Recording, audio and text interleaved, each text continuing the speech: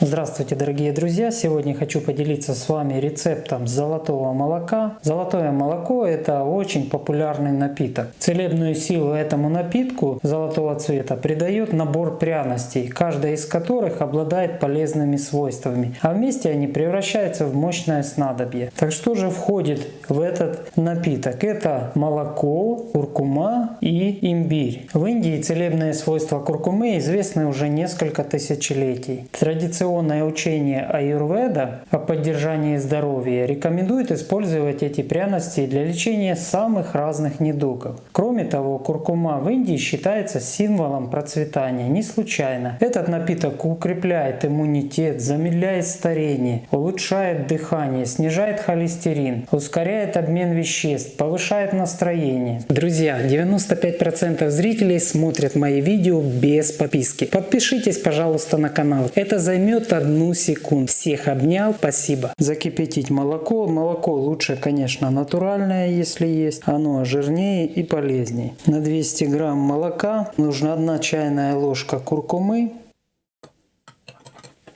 пол чайной ложки имбиря и добавляем черный перец, 1/4 часть чайной ложки. Все это хорошо размешиваем.